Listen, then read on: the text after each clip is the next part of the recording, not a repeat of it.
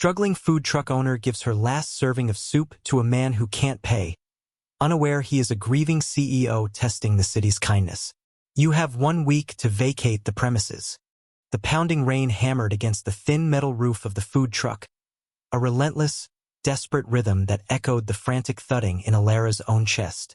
Each drop was a tiny fist beating against her fragile world, threatening to shatter the last vestiges of hope she clung to with trembling, work-worn hands. The words of the landlord, spoken just that morning, echoed in the sterile silence between the drumming of the storm, his voice as cold and sharp as the eviction notice she now held. The cheap paper felt heavy, a death warrant for the small life she had painstakingly built from ashes and sorrow. It was more than a business. It was a promise, a sacred vow made to her late husband, Michael. The truck, named the Wandering Spoon, was his dream, his legacy, and now it felt like another part of him she was about to lose. She traced the faded, cheerful logo with a fingertip, the smiling spoon seeming to mock her hollow despair. A raw, unbearable grief, always simmering just beneath the surface, threatened to boil over, to drown her in its scalding waves. She swallowed it down, the familiar ache in her throat a constant companion. She had to be strong. For Leo. Her gaze drifted to the small, makeshift bed in the corner of the truck's cramped interior, where her 6-year-old son slept fitfully. A soft hush filled the tiny space, broken only by the rain and the faint, wheezing sound of his breathing.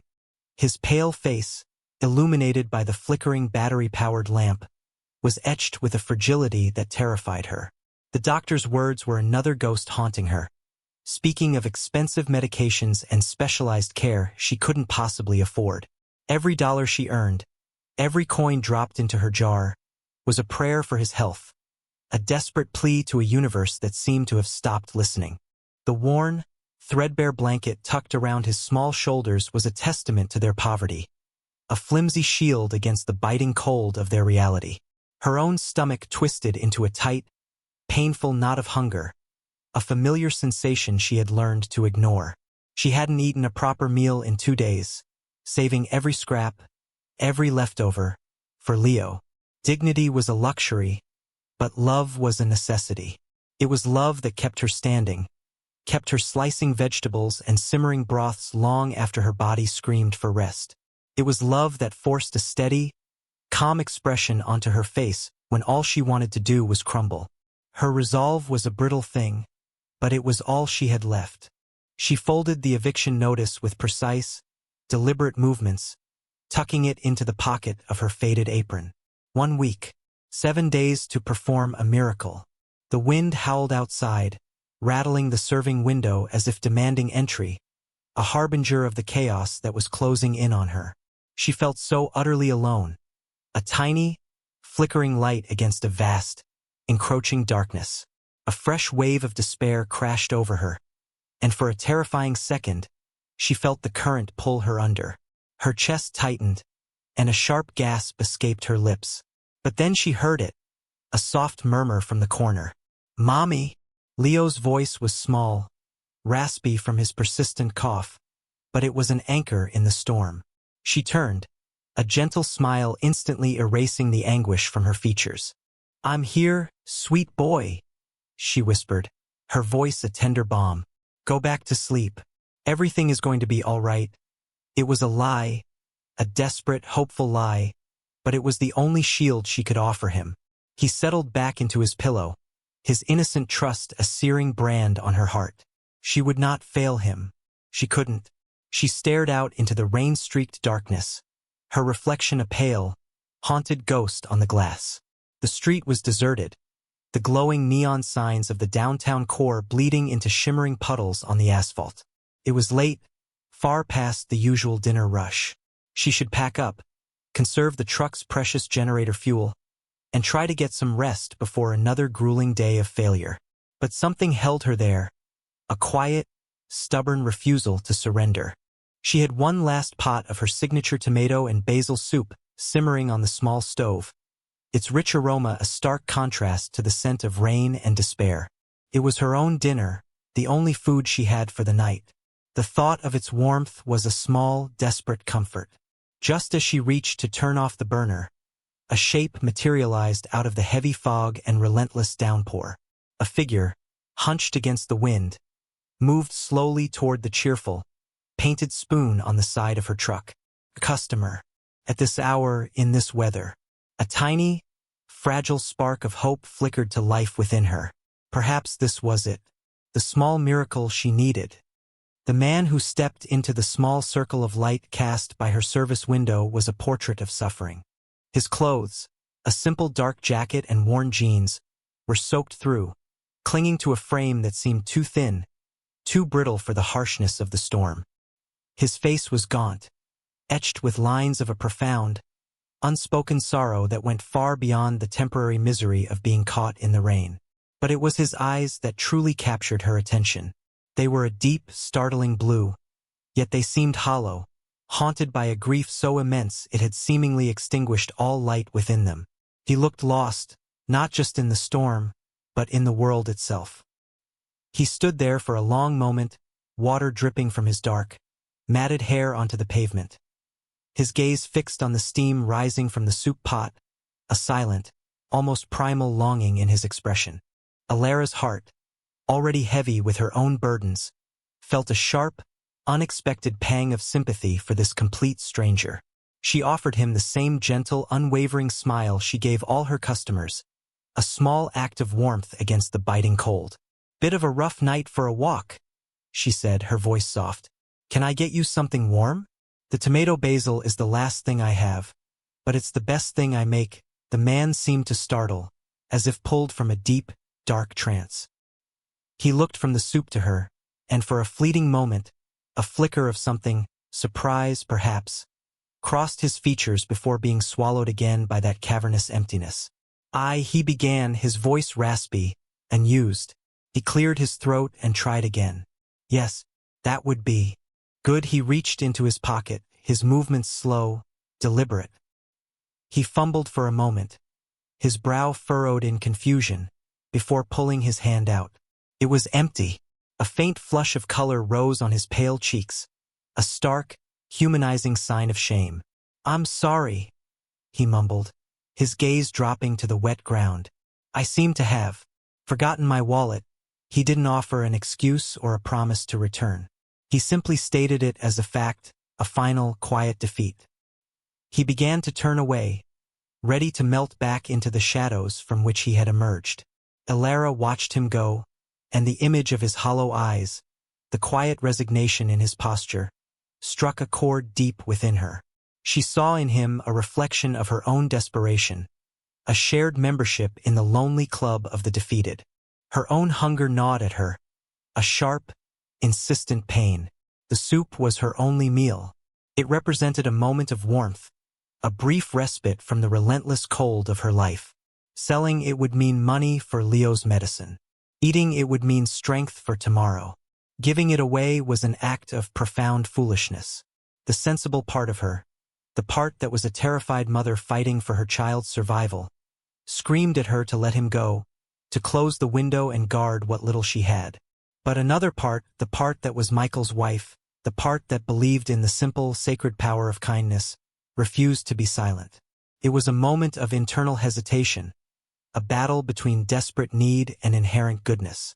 She thought of Leo, sleeping peacefully, and the world she wanted him to grow up in.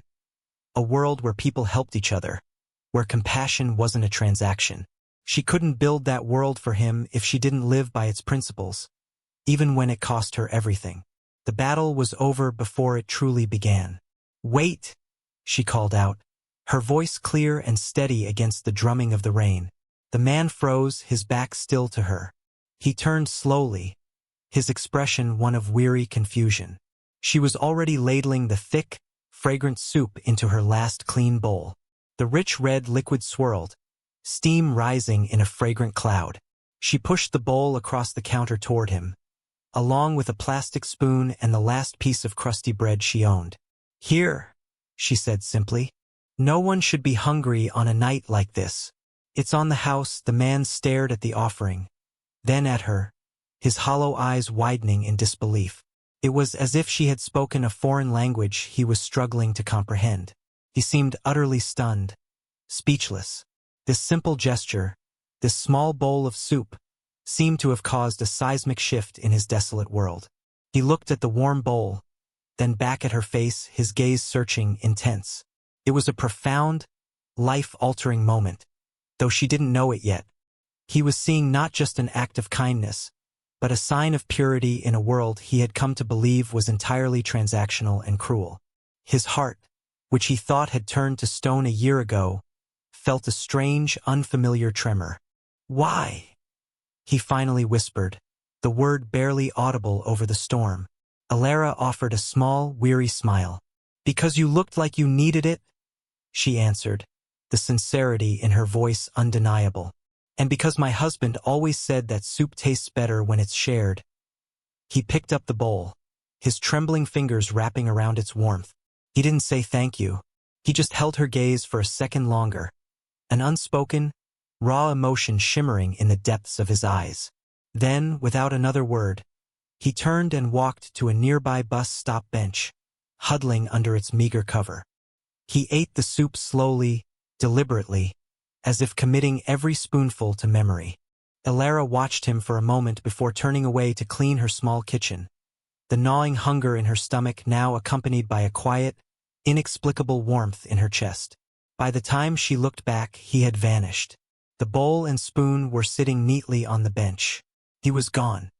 The next morning, the storm had passed, leaving behind a world washed clean and deceptively bright. The sun cast a golden glow over the wet streets, but for Alara, the darkness had only deepened. The hunger from the night before had settled into a dull, persistent ache, a physical manifestation of the anxiety coiling in her gut.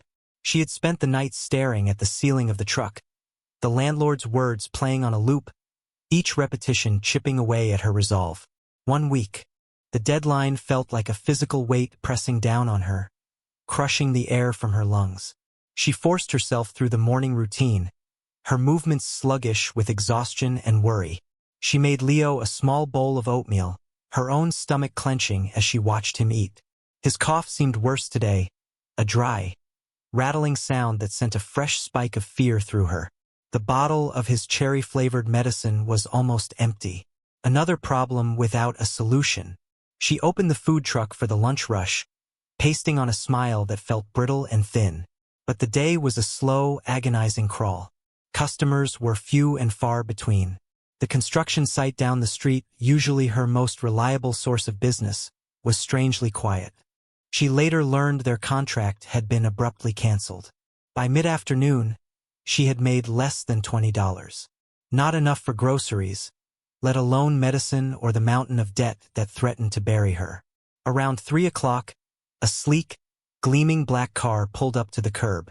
The window rolled down to reveal the impeccably styled, cold face of Mrs. Delacroix, her former mother-in-law. A woman carved from ice and disapproval. She had blamed Alara for Michael's death, a sudden heart condition no one could have predicted, and had been a source of quiet, relentless torment ever since. Her eyes, cold and sharp, swept over the faded paint of the food truck with undisguised contempt. "Still peddling this slop, I see," she said, her voice dripping with venom. "I'm surprised you have the nerve to continue using my son's memory to prop up this pathetic little venture." Alara clenched her fists, her nails digging into her palms. She refused to give this woman the satisfaction of a reaction. "Hello, Eleanor," she said, her tone even and dignified. "What do you want?" Mrs. Delacroix gave a cruel, thin-lipped smile. "I just heard the most wonderful news about your landlord finally coming to his senses, and about the Northgate construction project. A shame that I believe they were your best customers." The implication was clear. It was her. She had used her wealth and influence to poison every well, to systematically dismantle Alara's life. The silence deepened. "You do not belong here," she hissed, her voice low and menacing. "You and that sickly child are a stain on my son's name. I will not rest until you are gone." She didn't wait for a reply. The window slid up, and the car pulled away from the curb, leaving Alara standing in a cloud of exhaust and shattered hope. The finality of her situation crashed down on her. Mrs. Delacroix wouldn't stop. There was no miracle coming. There was only the inevitable, crushing end. She was going to lose everything. The truck, her home, her promise to Michael. The thought of Leo, of what this would do to him, was a physical blow. A sob caught in her throat, hot and sharp. She stumbled back into the truck, her legs suddenly weak, and sank onto a small stool. The fight had finally gone out of her. The quiet resolve had splintered. All that remained was a desperate, hollow emptiness. She buried her face in her hands, her shoulders shaking with silent, racking sobs. She had nothing left. She was completely and utterly broken. As she wept, her hand brushed against the pocket of her apron. She felt the folded eviction notice and, beneath it, something small and hard. Confused, she pulled it out. It was a coin, an old, worn silver dollar, its edges smooth from a century of handling. She didn't recognize it. It wasn't hers. Then, a memory surfaced through the fog of her despair. The man from last night. He had fumbled in his pocket. Had he dropped it? It was a strange, antiquated piece, probably not worth more than its face value, but it felt solid in her hand. It was a tangible link to the one small good thing that had happened in the last 48 hours, a moment of selfless connection in the storm. It was nothing, a single coin against a mountain of debt. And yet, she closed her fist around it, its coolness a strange comfort against her skin. She had no way of knowing, of course, that the coin was not just a coin. It was a test, a marker, and its owner was about to unleash a miracle she could never have imagined. She was not alone. She was being watched.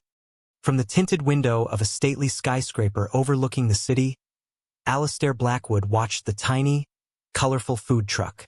He held a sleek tablet in his hand, a live feed from a discreetly placed security camera displayed on its screen.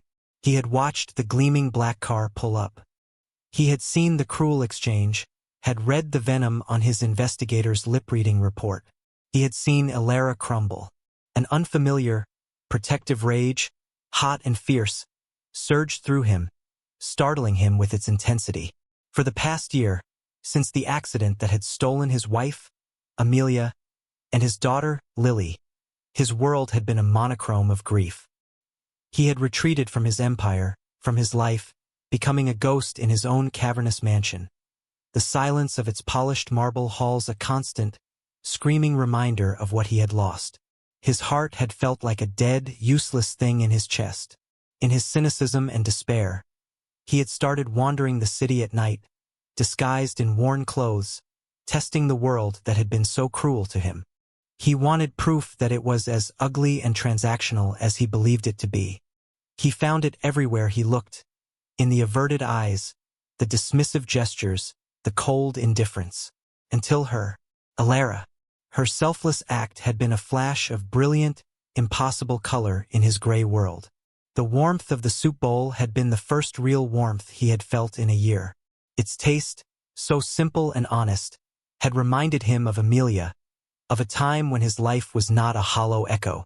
It had not fixed him, but it had cracked the ice around his frozen heart. It had woken something up, a renewed purpose. He had left the silver dollar, a piece from a collection his grandfather had given him, as a marker, a way to see what she would do. Would she pocket it? Would she mention it? He had his security team, the best in the world, track her down within the hour. Her story, laid out in a crisp file on his desk, was a litany of quiet suffering and unwavering virtue. The death of her husband, her son's illness, the crushing debt, the persecution from the formidable Eleanor Delacroix. And through it all, she had given her last meal to a stranger. It was a purity he no longer believed existed. It was a light he felt compelled to protect. He pressed a button on his intercom. "Arthur," he said, his voice a low, commanding rumble. His assistant, a man of impeccable efficiency and decades-long loyalty, appeared in the doorway almost instantly. "Sir, the Delacroix matriarch. I want to know everything. Her assets, her holdings, her social standing. I want to know where she is vulnerable. Consider it done, Mr. Blackwood. And the landlord of the property where Ms. Vance's truck is parked. Buy the entire lot. I want the deed on my desk by noon. Inform him that his former tenant's lease is to be extended indefinitely, at her current rate, which will now be paid to us. He is not to contact her again. Yes, sir. The Northgate construction project. Find out which of my subsidiaries was financing it. Double the investment. Tell the foreman they are to resume work immediately and that their crew is to be provided a lunch stipend, to be used exclusively at the Wandering Spoon. Arthur's eyebrows raised a fraction of an inch, the only sign of his surprise. Very good, sir. And Leo Vance. Get his full medical records. Anonymously contact the city's top pediatric pulmonologist, Dr. Eris Thorne. Tell him a new research grant for his department has been approved by the Blackwood Foundation. A very generous one. His first case pro bono will be Leo. All his medical expenses, past and future, are to be covered by this grant. Anonymously, understood, sir. And Arthur, Alistair added, his gaze returning to the screen, where Alara was now wiping her eyes and forcing herself to stand, her spine straightening with renewed, if fragile, resolve. Make sure she never finds out it was me, he watched as, a few hours later, a tow truck arrived not to haul her away, but to deliver a brand new, top-of-the-line generator. The driver, following Arthur's script, explained that her truck had been randomly selected as part of a city-wide small business grant program. He watched as she received a call from the hospital, a bewildered, tearful joy transforming her face as she was told a new charitable fund would be covering all of Leo's treatments. He watched as her landlord called, stammering an apology, saying there had been a clerical error and her lease was secure. Each small miracle was a brushstroke, painting the color back into his own world as much as hers. He was no longer just a grieving ghost. He was a hidden savior, a silent guardian. This woman, this beacon of quiet strength and selfless kindness, had given him a reason to re-engage with the world he owned. She had saved him from his own darkness, and he, in turn, would now save her from hers. He felt a profound, undeniable connection to her, a pull he couldn't explain. It wasn't just gratitude. It was something more, something tender, something sacred. He had to see her again, not as the shivering man in the rain, but as himself. He had to know the woman who had unknowingly resurrected his heart. He was going to walk back into her life. A week later, the world had tilted on its axis for Alara. It was a week of dizzying, inexplicable blessings. The new generator hummed quietly, a steady, reliable heartbeat. The construction crew was back, and her lunch hours were now a whirlwind of activity, her cash box filling with crisp bills. Most importantly, Leo had seen Dr. Thorne, a man with kind eyes and a gentle touch, who had adjusted his medication and spoken with reassuring confidence about his prognosis. The relief was so immense, so cathartic. It felt like she could breathe fully for the first time in years. She was still bewildered by the sudden turn of fortune, attributing it to a string of unbelievable coincidences, a reward from the universe for her perseverance. She felt a cautious, fragile hope begin to bloom in the barren landscape of her heart. She was standing at her counter, humming softly as she prepped for the day, when a man in an impeccably tailored dark suit approached. He was tall and carried an air of quiet, commanding authority. He looked jarringly out of place amidst the construction workers and office clerks lining up for lunch. But it was his face that made her freeze. The lines of grief were still there, etched around his eyes, but the hollow, haunted look was gone. In its place was a calm, steady intensity. His hair was no longer matted with rain but perfectly styled. The gauntness was replaced by the sharp, handsome features of a man who was clearly powerful and wealthy. It was him, the man from the storm. Her heart thudded wildly in her chest. He stopped at the window, his deep blue eyes meeting hers. There was a flicker of recognition, a small, almost imperceptible smile touching his lips. "Hello again," he said. His voice the same low, resonant timbre she remembered, but now smooth and confident. "I believe the tomato basil is the best thing you make," Alara gasped, her hand flying to her mouth. "It's you," she whispered, her mind reeling. "But you're Alistair," he supplied, extending a hand. Alistair Blackwood. I never properly thanked you for your kindness the other night. She shook his hand, her own calloused one feeling rough and small in his smooth, firm grip. I don't understand. I was having a very bad day, he said, his expression softening. You helped. More than you know, he became a regular customer after that. Every day, he would arrive in a sleek car, order a simple lunch, and sit on the same bench where he had eaten her soup. At first, their conversations were brief, polite exchanges about the weather or the food. But slowly, tentatively, they began to share more. He was a quiet, attentive listener, his unwavering gaze making her feel seen in a way she hadn't felt since Michael. He never spoke of his work or his wealth. He simply presented himself as Alistair, a man with a quiet sadness about him. One rainy afternoon, reminiscent of the night they met, the lunch rush was over, and the world outside was a gray, misty blur. They were alone, standing under the awning of the truck, a comfortable silence between them. You mentioned your husband that first night, Alistair said softly, breaking the quiet. He must have been a wonderful man. The question was gentle, sincere. Looking into his empathetic eyes, Alara felt a sudden, overwhelming urge to talk about Michael, to share the weight of the grief she had carried alone for so long. And so, the story spilled out of her, of their whirlwind romance, his big dreams for the food truck, his sudden, shocking death, and the profound, shattering emptiness it had left behind. She spoke of her struggle to keep his dream alive, to raise their son in the shadow of such a loss. She didn't cry. Her voice was steady, but it was thick with an unspoken, raw sorrow. Alistair listened without interruption, his expression one of deep, profound empathy. When she finished, the air was thick with her confession. He didn't offer empty platitudes or clumsy words of comfort. Instead, he simply nodded, a gesture of shared understanding that was more comforting than any words could have been. Thank you for telling me that, he said quietly. He was silent for a long moment, his gaze distant, lost in a painful memory of his own.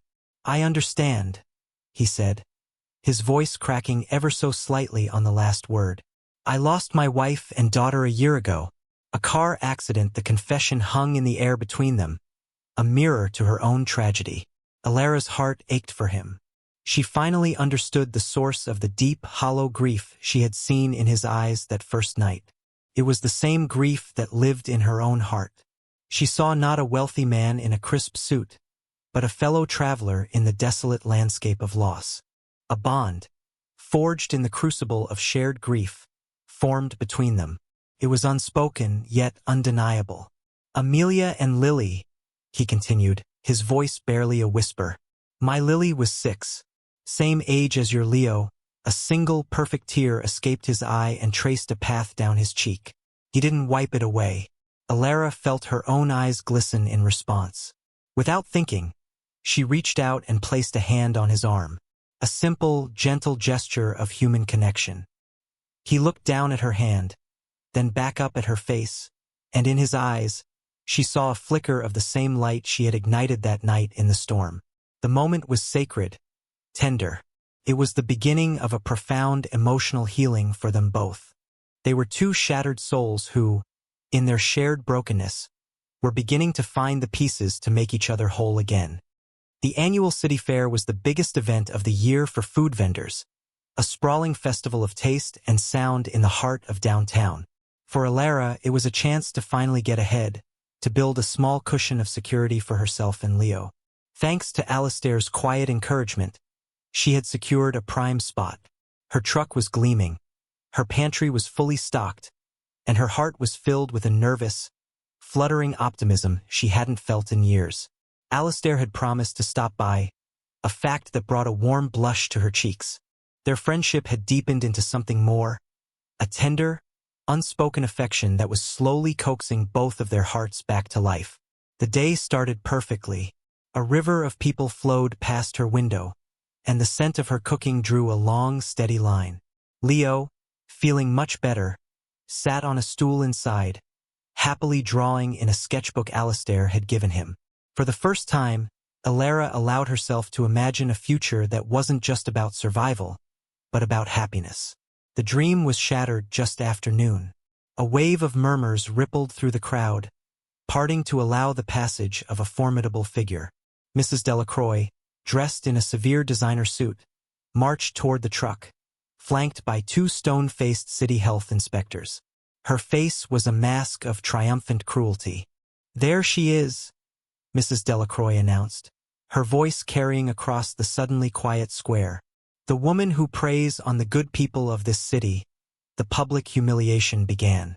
She accused Alara of using substandard ingredients, of falsifying her permits, of operating in unsanitary conditions. The inspectors, clearly acting on orders, began a loud, disruptive search of her spotless truck, their expressions grim and accusatory. People in line began to whisper, their curious glances turning to suspicion. Alara stood frozen, her face pale, the blood draining from her cheeks. She tried to defend herself, her voice trembling as she produced her pristine permits and supplier receipts. But Mrs. Delacroix simply laughed, dismissing them as forgeries. "She's a liar and a fraud, trading on my dead son's good name," she declared to the growing crowd of onlookers. "She and her child are a blight, and I am here to see them removed for good." Alara felt the world shrinking, the faces in the crowd blurring into a single judgmental gaze. Leo had started to cry, his small sobs cutting through her like a knife. She was overwhelmed, powerless against the woman's wealth and malice. She remained dignified, her spine straight, but tears of helpless rage and shame glistened in her eyes. She was being destroyed publicly, and there was nothing she could do. Just as one of the inspectors slapped a bright red closure notice on her window, a sleek, black car, the same one she had seen so many times, purred to a stop at the edge of the square. The door opened, and Alistair Blackwood stepped out. He moved with a calm, commanding power that made the entire square fall silent.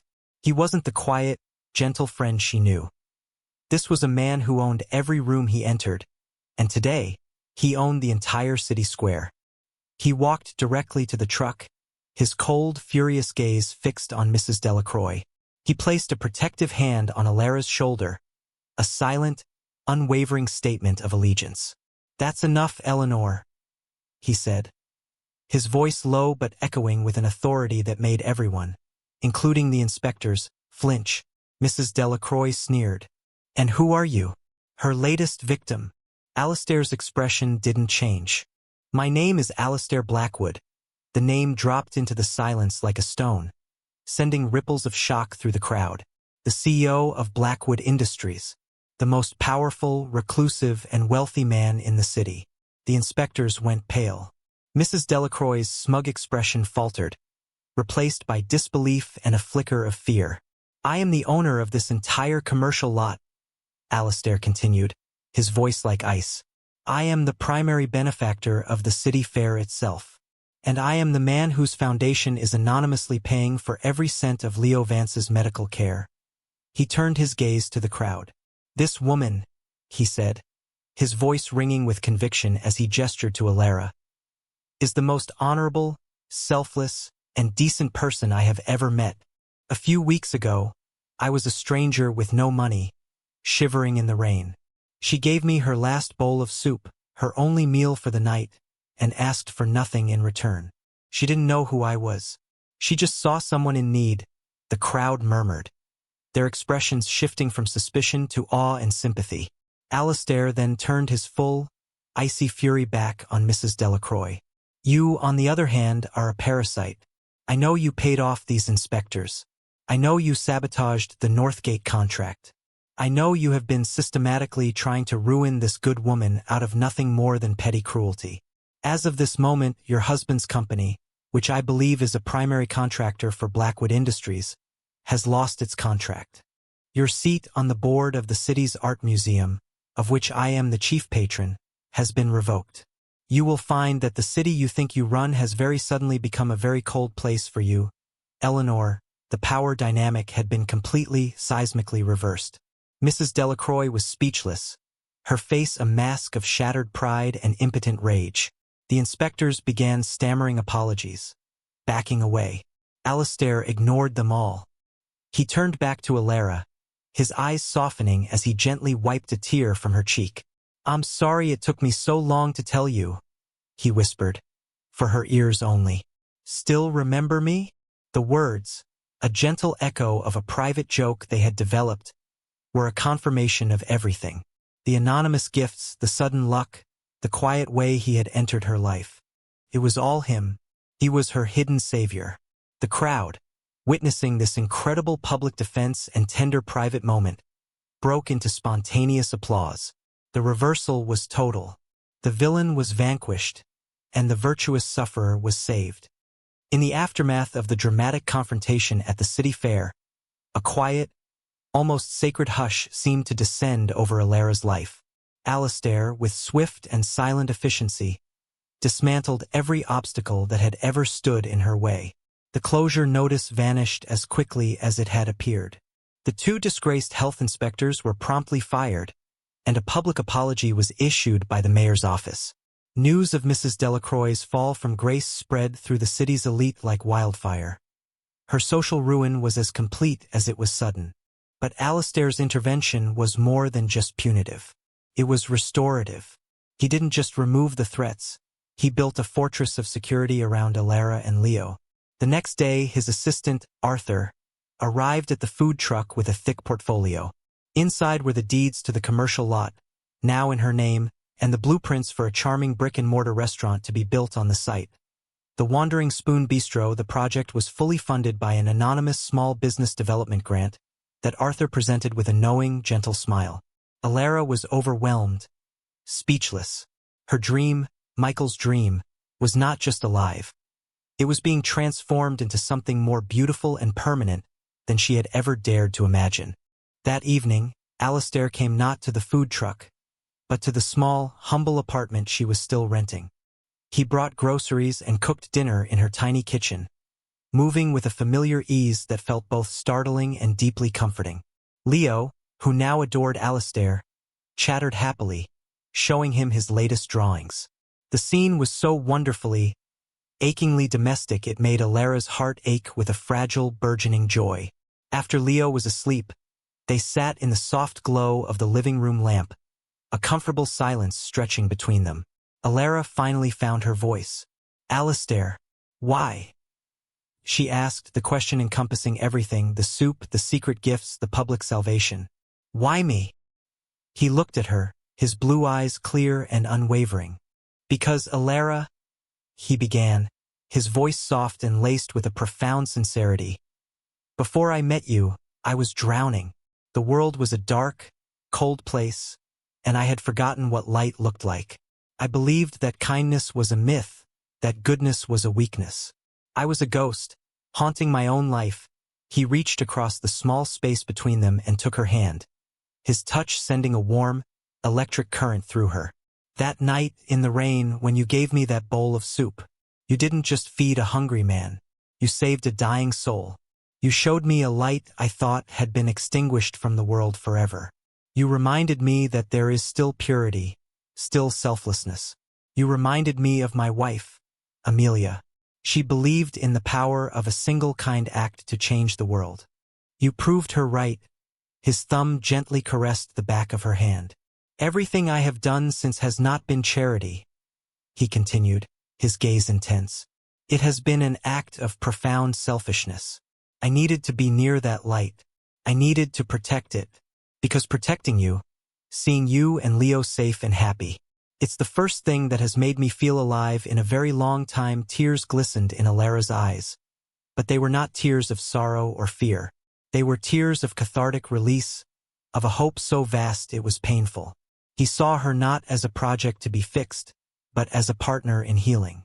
"You saved me first, Alara," he whispered. "Now, please let me spend the rest of my life repaying the favor. Let me stay. Let us build a new life, a new family. From the ashes of our old ones." It wasn't a question, but a tender, heartfelt plea.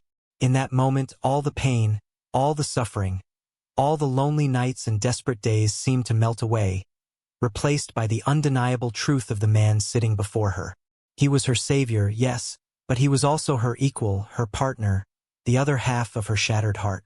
She didn't need to speak. Her answer was in her glistening eyes, in the way her fingers intertwined with his. She leaned in, and he met her halfway, their lips meeting in a kiss that was not about passion, but about promise.